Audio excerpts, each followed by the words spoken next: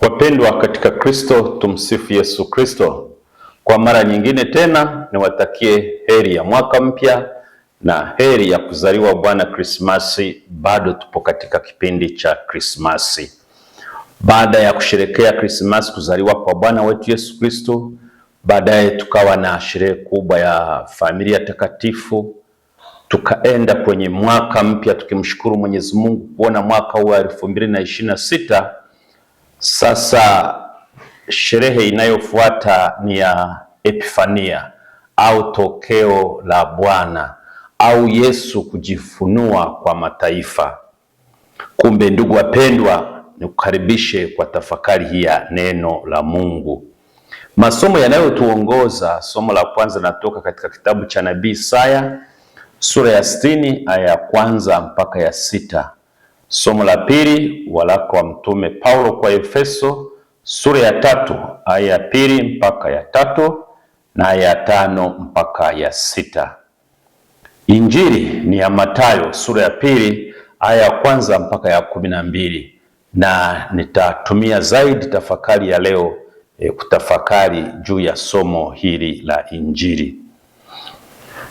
Tuanze na maana ya sherehe hii. Sherehe hii inaitwa Epifania. Epifania ni neno la lugha ya kigeni, Kigiriki. Maana yake Epifania ni kujifunua au kujionesha. Mfano, kitu kama kimewekwa mfano kabatini, kule kuonekana kwake, kuoneshwa kwa watu wa nje ni Epifania. Kitu ambacho hakilikuwa hakijulikani, kikijulikana, kikionekana mbele ya watu wakakifahamu, ni Epifania hiyo. Sasa maana yake nini? Kadiri ya Injili ya Mathayo sura ya 2 ya kwanza mpaka ya 12, ambayo ndio somo linalotuongoza, ambalo natamani ulisome na kulielewa, tunapata simulizi la wale watu kutoka mashariki wanaoitwa mamajusi. Wale mamajusi walioongozwa na nyota. Baada ya kuzaliwa Yesu siku chache, wakaenda mpaka Yerusalemu, wakafika kwa Herode, wakamuuliza aliyezaliwa mfalme yuko wapi? Tumeona nyota yake kule mashariki, tukaja mpaka hapa. Na Herode akawa na wasiwasi, ni mfalme gani ambaye amezaliwa na kuja kunitoa kwenye ufalme wangu ni nani? Na akawaambia, nendeni muone, alafu wakati mtakapomaliza kumuona na kumsujudu na kumpa zawadi zenu, mje mniambie na mimi niende kumsujudia. Lakini wazi alikuwa na nia mbaya kwamba angelifahamu mahala alipo, angelimwangamiza mtoto Yesu. Na kadri ya simulizi hilo, baada ya hao mamajusi kufika na kumwona Yesu, walibadilisha njia yao. Ile njia waliokuwa wamekuja nayo walibadili, wakarudi njia nyingine. Kumbe hawakurudi kwa Herode. Sasa tunaposema tunaposema Epifania, maana yake ni hivi: Yesu alizaliwa Bethlehemu katika pango la kulishia ng'ombe. Sasa hao watu wa mashariki ambao hawakuwa Yahudi wamekuja wakamuona, wakamsujudia na wakatambua kwamba ni Bwana na Mwokozi. Sasa Yesu anajifunua kwa watu wengine ambao si Wayahudi. Kama vile ambavyo Yesu alizaliwa Bethlehemu, akakulia pale, akahubiri neno la Mungu, na sisi watu wa mataifa, Afrika, Ulaya, Marekani na kadhalika, tukaja kumfahamu Kristo. Kumbe Kristo alijifunua na sisi kwetu, na sisi ni Epifania yetu. Sasa sherehe hii ni ya muhimu katika kanisa kutokana na umuhimu wa Yesu kufahamika na kujulikana kwa watu wote, watu wa mataifa. Yesu hakuzaliwa kwa Wayahudi tu. Alizaliwa kama Myahudi, Mungu mtu na Mungu. Alianza kazi yake pale Uyahudi, alianza kuhubiria Wayahudi, lakini habari zake zilienea baadaye. Na hiki ni kitu kimoja kikubwa sana. Imani yetu juu ya Kristo, lazima Yesu ajulikane kwa watu wote. Maana yake Yesu asipohubiriwa haina maana yoyote. Wewe na mimi kwa Wakristo wazuri tukamjua Kristo, tusipomhubiri kwa watu wengine, Yesu hawezi kujulikana. Sawa, ni Mungu ana namna anayeweza kufanya akajulikana, lakini mimi na wewe tunalo jukumu la kumtangaza Kristo. Ndiyo maana sheria ya Epifania, Yesu kujifunua kwa watu wengine. Aliwagusa wale mamajusi, wakaja wakamwona, na walikokwenda kule walimfahamu, na walipokwenda kule bila shaka walitoa habari za Yesu. Yesu akazidi kujulikana. Kwa Epifania, Yesu kujifunua kwa watu wengine kama alivyojifunua kwetu ni sherehe kubwa, lakini sherehe ambayo inaleta wajibu. Lakini kitu kingine kama tunavyosikia kwenye somo hili la Mathayo sura ya pili ya kwanza mpaka ya 12. Je, mamajusi hao walikuwa ni watu gani? Hao mamajusi tunaambiwa walikuwa ni watu wa hekima, wana falsafa na wanajimu au wataalamu wa nyota. Ni watu waliojihusisha kwenye elimu juu ya nyota, au maana yake au watu wanaosoma juu ya elimu ya nyota au wanaojihusisha na elimu ya nyota ni kwamba wanaamini kwamba nyota na sayari pia huko juu na mienendo ya nyota huko angani vinaathiri maisha, tabia na matukio ya binadamu, na huwa wanatumia nafasi ya nyota kuwa mahali fulani kule juu, alafu wanatoa tafsiri mbalimbali. Unaona, kwa wenyewe hao wataalamu wanaweza kuambia nyota hii iko pale, kuna kitu fulani kitatokea.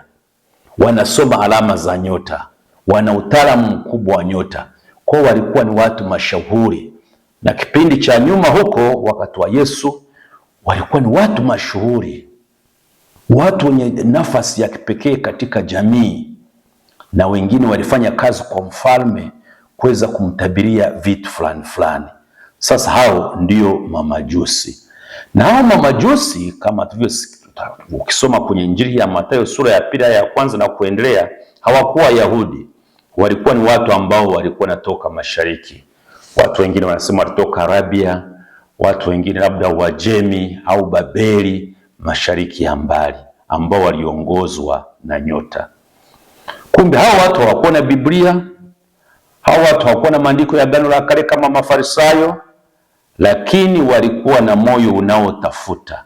Walipoona hiyo nyota na jinsi ilivyokuwa imeandikwa tangu Agano la Kale kwamba mfalme atazaliwa Bethlehem, wakasema hapana, nyota hii inaashiria kitu, kwa sababu wenyewe wanasoma nyota, wakaiona si ya pekee. Na kwa vile pengine walipata na habari kwamba kulikuwa na mfalme amezaliwa, ndio maana wakaenda na nyota yule mpaka pale Yerusalemu, kamona Herode. Hawakufanikiwa, lakini wakachukua njia mpaka nyota ile ikawaongoza mpaka kwa Bwana wetu Yesu Kristo. Kumbe safari hii ya majusi ni wazi haikuwa rahisi. Walifika Yerusalemu wakakutana na Herode, mtu mwenye mamlaka lakini asiye na amani ya moyo. Alifadhaika sana. Wanasema na Yerusalemu yote, ukisoma Injili ya Mathayo sura ya pili aya ya 3. Kwa nini? Kwanza, pamoja na kwamba tunasema walikuwa ni watatu kutokana na zawadi zao tatu, dhahabu, ubani na manemane, lakini kwa umuhimu wao kimsingi hawakuwa watatu. Kwanza, safari ndefu walioifanya ilihitaji ulinzi. Hizo mali, zawadi walizomletea Yesu ni za thamani kubwa, ilihitaji ulinzi, watu wa kuwabebea mizigo yao. Kumbe walipoingia Yerusalemu, kadia maandiko haya, kila mtu alishangaa, hawa ni watu gani? Hawa ni watu gani? Si watu wa kwetu, watu gani? Na hicho ndicho kitu kilichomfanya hata Herode apate wasiwasi. Na tunaambiwa walipofika kwa Yesu walisujudu, walimwabudu kama mfalme Mungu. Na huko kusujudu, kuabudu mtoto Yesu pale kwenye hori la kulishia ng'ombe kunaashiria moyo wa imani. Moyo wa imani na moyo wa unyenyekevu. Kwa hadhi waliokuwa nayo, utaalamu waliokuwa nayo, nao waliona kwamba huyu mtoto ni mtu mkubwa, huyu mtoto si wa kawaida. Wakamsujudia, unyenyekevu na imani. Sasa tunaambiwa kwamba walimtolea mtoto Yesu zawadi tatu. Kwanza dhahabu, dhahabu ambayo ni ishara ya kifalme. Yesu ni mfalme wa kweli. Wafalme ndio walimiliki dhahabu, wafalme ndio walivaa vitu vya dhahabu, vifaa vya dhahabu vilikuta kwenye nyumba za kifalme. Kumbe hiyo zawadi iliashiria ufalme wa Bwana Yesu. Lakini ubani, ishara ya umungu wa Bwana wetu Yesu Kristo. Yesu ni Mungu anayestahili kuabudiwa. Manemane ni mafuta ya kipekee ambayo huwa anayatumia wakati wa maziko kuupaka mwili, na hiyo ni ishara ya mateso ya Yesu. Yesu ni Mwokozi atakayeteseka kwa ajili ya wanadamu. Na kama nilivyogusia, baada ya kukutana na Kristo, Injili inasema wakarejea kwao kwa njia nyingine.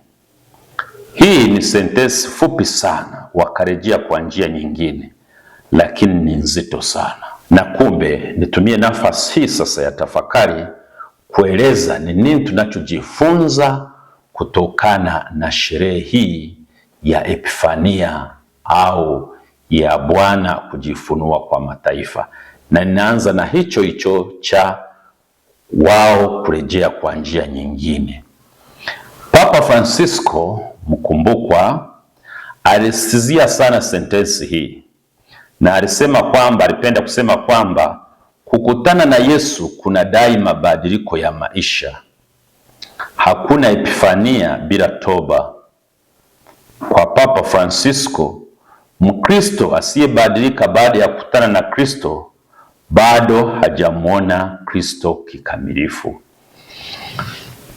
Kwa maneno rahisi kabisa ni kwamba ukikutana na Kristo na Kristo akakugusa kweli, lazima tubadilike.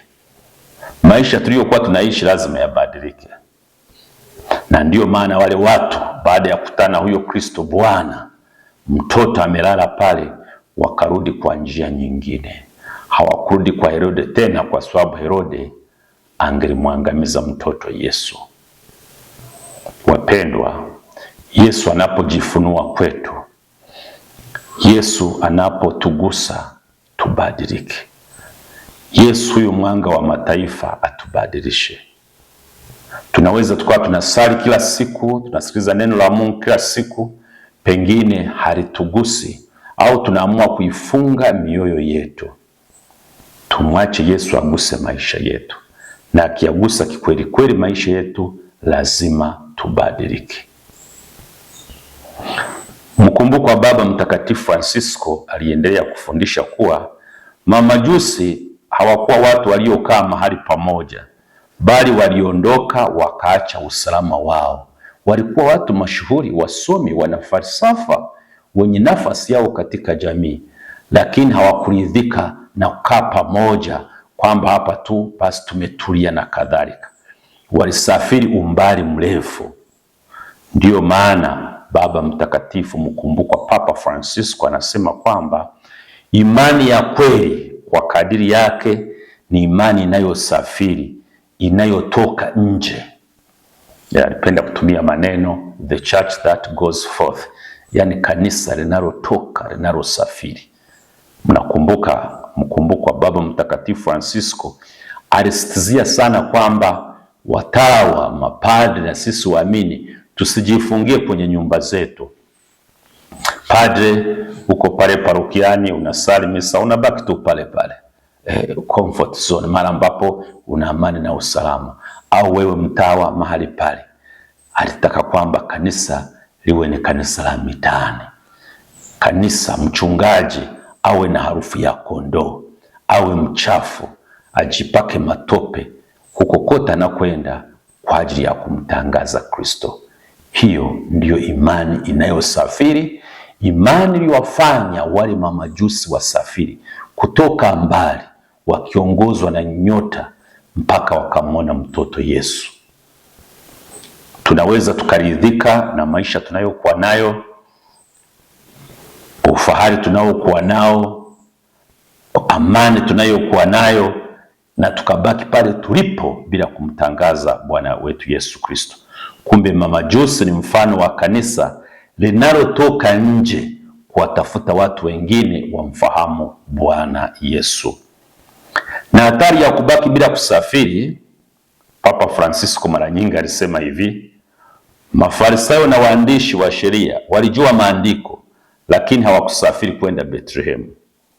Papa Francisco anafundisha kuwa kujua Biblia pekee hakutoshi, lazima mtu asonge mbele.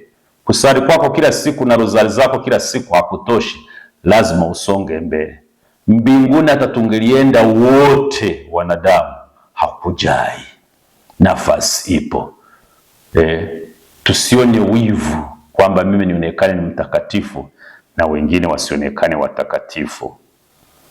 Hata mkumbukwa Papa Benedikto, na yeye alipenda kusema kwamba mawajusi walikuwa ni watu wa kutafuta ukweli. Walikuwa watafutaji wa ukweli, watu waliokataa kuridhika na maisha ya juu tu. Walitumia akili, sayansi ya elimu ya nyota, lakini hawakujifungia humo. Walikuwa tayari kuongozwa zaidi na Mungu na kwa Mungu. Watu wengine wakisoma, watu wengine wakipata fedha, wanamsahau Mungu. Na zamani kulikuwa na dhana kwamba wanasayansi si watu ambao wanaweza kuwa karibu na Mungu, kwa sababu wanakuwa na akili nyingi na nini. Ni kujidanganya kabisa na ni upotofu wa imani. Elimu ya sayansi, elimu ya nini, yote ile inapashwa itulete kwa Mungu Baba Mwenyezi. Kumbe wapendwa, hicho ndicho kimoja tunachojifunza. Lakini cha pili ni imani. Hawa mamajusi wasingelikuwa na imani iliyo thabiti na imara, wasingeweza kusafiri na kuhangaika umbali mrefu kwenda kumwona mtoto Yesu. Wakati tukiwa shule ya msingi, tukiwa wadogo, mama yetu alikuwa anatusimulia jinsi yeye pamoja na akina dada wengine wasichana walivyokuwa na safiri umbali mpaka kilomita 90 kutoka nyumbani kwao kwenda parokiani. Wakati huo parokia zilikuwa chache. Wanaenda parokiani kujifunza katekesi ya miaka 3. Wakifika pale wanawekwa kwenye familia fulani, wanajifunza miezi kama 3, alafu wanakanyaga kwa mguu hizo kilomita 90 siku kama 3 mpaka 4, wanarudi nyumbani. Ndio maana mama akiwa mzee alipokuwa pale nyumbani, watu walokole si watu gani wanakuja kumhubiria dini, wambadilishe dini, alikuwa anasema kwamba dini iliyoihanganyikia mpaka miguu ikavimba, tukawa tunahangaika, hiyo imani siwezi nikaiacha, siwezi nikachukua imani nyingine. Kwa hiyo wapendwa, ndugu zangu, imani ya wale mamajusi tufundishe kwamba na sisi tuwe na imani thabiti, tuwe na unyenyekevu. Ukubwa wetu, elimu yetu visitudanganye. Mbele ya Mungu ni kitu ambacho ni kidogo sana. Lakini kitu cha tatu na cha mwisho nimekigusia kwenye ile pointi ya kwanza, ambacho ni hiki, na nataka nikipanue kidogo. Tumtangaze Kristo kwa namna yote ile inayowezekana. Ndiyo maana hata mimi nakuletea habari hii kwa njia hii ya mtandao, upate kumjua Bwana Yesu. Na wewe pale ulipo kwako, hata kama ni mzee, nenda umhubirie jirani yako habari njema za Yesu. Ni mwanachuo, ni mwanafunzi, mtaarifu mwenzako habari za Yesu, mlete kwa Yesu. Mfanya biashara, basi saidia katika kuhakikisha kwamba neno la Mungu linaenea kwa watu wengine. Sherehe ya Epifania, sherehe ya Yesu kujifunua kwa watu wa mataifa, na sisi tuiendeleze sherehe hiyo. Yesu azidi kujifunua zaidi na zaidi katika maisha yetu, lakini vile vile na kwa maisha ya wengine. Nitumie nafasi hii kukushukuru sana. Tumeanza mwaka mpya wa 2026. Tumekuwa pamoja kwa mwaka wa 2025, tukuleteni tafakari ya neno la Mungu, na wewe ukipata neno la Mungu tulikuwa tunakushirikisha. Nikushukuru sana kwa kuweza kusafiri nasi. Nikukaribishe tena, tuanze tena mwaka huu kwa tafakari ya neno la Mungu ile ambalo nakuleteni, lakini vile vile tutakuwa tunatoa na tafakari nyingine kadiri Mwenyezi Mungu atakavyotuongoza. Tuendelee kushirikiana. Nikikuomba washirikishe habari hizi marafiki zako, share, washirikishe wengine katika makundi mbalimbali. Na hiyo ndiyo Epifania, sherehe ya leo. Yesu azidi kujifunua kwa watu wengine bila kujali dini, wape neno la Mungu. Epifania hii, sherehe hii, Yesu azidi kujifunua kwa watu wengine. Na tukukaribishe, karibu tushirikiane katika uinjilishaji huu. Kama una mchango wote ule wa hali na mali, sala zako tujiweke mikononi mwa Bwana. Mchango watu kwa vile vile utatusaidia kumfanya Yesu azidi kuenea, Yesu azidi kujifunua kwa mataifa mengine. Na mtuombee sisi na crew nzima inayoshughulika, wanaopiga picha, wanaokuletea neno la Mungu hapa, wote tuweze kufanikiwa vizuri katika kumtangaza Bwana wetu Yesu Kristo tunapoanza mwaka huu mpya. Nikutakie neema na baraka. Bwana akujalie neema na baraka zake nyingi, akuongoze na kujalie ndoto zako. Heri ya mwaka mpya. Tumsifu Yesu Kristo. Je, unahitaji kupendeza na kuvaa nguo kali za kijanja? Basi usiumize kichwa, kwani Happy Fashion ndiyo suluhisho. Hawa ni wauzaji wa nguo za aina zote kwa akina baba, akina mama, vijana na watoto pia. Wanauza suti za kiume za Uturuki, makoti ya Uturuki, kadeti original, jeans, masweta mazuri ya kiume, mashati na t-shirt. Kwa wanawake wanauza magauni ya kwenye sherehe, suti za kike, magauni ya kawaida, marefu na mafupi, abaya, magauni ya lace grade 1, madera, jeans za kike, mashati ya kike, vitopu, tracksuit za kike, perfume za kike na za kiume na mawiving ya kushonea. Pia Happy Fashion wanayo masweta na magauni mazuri kwa ajili ya watoto. Pia wanauza mataulo, mashuka na kadhalika. Happy Fashion wanapatikana Tabora mjini, barabara ya shule karibu na roundabout ya kuelekea Grand Penta Hotel. Pia Happy Fashion wanalo tawi liitwalo JR Fashion. Hili linapatikana maeneo ya Shimoni jirani na Oxygen. Kwa mawasiliano zaidi piga simu nambari 0764167161. Karibu upendeze. Happy Fashion na JR Fashion.